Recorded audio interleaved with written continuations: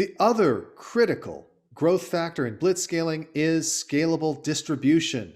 You need the ability to grow. If the goal of blitzscaling is to achieve market leadership in a winner-take-most market, then distribution determines how quickly you can get to that market leadership and achieve critical scale and how many resources it's going to take. That obviously is going to have a huge impact on the value of your company as an investment and the value of the company as a company that you are starting.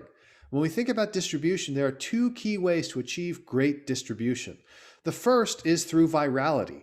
Virality means that people who are using your product tend to bring in more users. When you have a viral coefficient of greater than 1, you can have exponential growth because each person brings in more than one user, each of those more than one users brings in more than one user, and you get a compounding effect.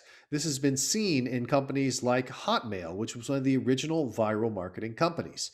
Now, viral marketing and viral growth comes in two flavors. One is organic, where it's based on just the natural usage of the product itself. Think about Hotmail, where every message contained a message saying you can get your own free email at hotmail.com. But the other is to use incentivized virality. And this occurs in cases like Dropbox, where each additional person that you refer to Dropbox increases the amount of storage that you get for free.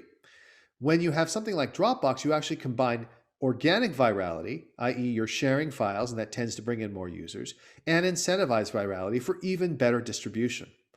The other form of distribution that's very important is tapping into existing distribution channels and networks. The way you do this is by creating a reason for those distribution channels or networks to promote you. It's not enough to give them a share of revenues. That share of revenues is generally going to be a minor portion of what they get out of driving their main channel. So what you have to do is you have to demonstrate that your product actually improves their ability to generate revenues. It is also the case that sometimes you can find clever ways to actually tap into a network. So for example, if we think about WhatsApp, WhatsApp was able to sit on top of an existing network that people didn't realize existed, the telephone numbers in your phone's address book. Because that was not owned by a specific company, it was possible for WhatsApp to tap into that existing distribution network without having to pay anyone else. One of the many reasons why they were able to grow so quickly and ultimately sell for over $22 billion.